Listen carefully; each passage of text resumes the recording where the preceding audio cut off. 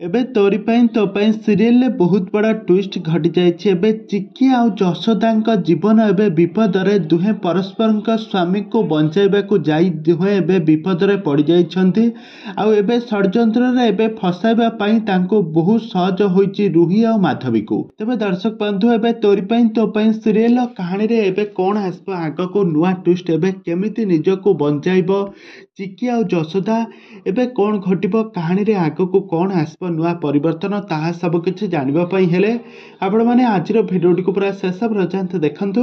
आउ एहा पूर्व जदि आपण माने हम चैनल को सब्सक्राइब करि थाते ताहाले सब्सक्राइब करि पाखर थिबा बेल आइकन को दबाई दियंतु। दर्शक बंधु आज आपण माने तोरी पई तो पई सीरियल रे देखिबा पई पाइबे एक जबरदस्त एपिसोड देखिबा पई पाइबे। आज देखिबे जे बहुत बड़ा ट्विस्ट घटी जाइछि। आज कौन घटिबो ना आज जशोदा देवी अनुज को बंचाइबा पई हॉस्पिटल जाइथिबे काहेकि ना हॉस्पिटल एडमिशन होइथिबे अनुज।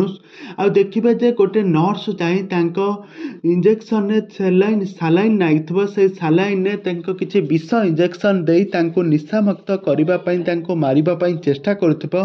तापर जशोदा देवी जाई सेठारे तांको पचारिबे पचरा उचरा करिबे जेतेबेले से नर्स जनक जशोदा देवी मुंड को बेड रे बाड़ाई देबे। तापर जशोदा देवी सेठारे बेहोश हो जिबे।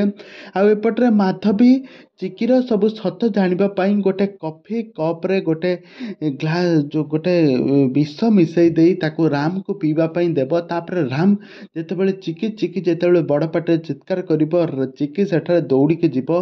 तापर माधवी ताको अटके कि कहबो तू सेठा को जाई परिबो नाही।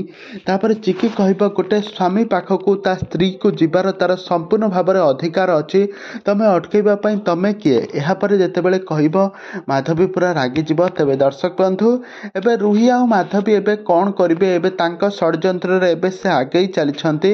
एबे आग को कौन आसबो नुआ परिवर्तन ताहा सब किछि जानिबा पई हेले आपण माने हम चैनल सहित जोड़ी होई रुहंतु। हम चैनल को सब्सक्राइब करी पाखर थबा बेल आइकन को दबाई दियंतु।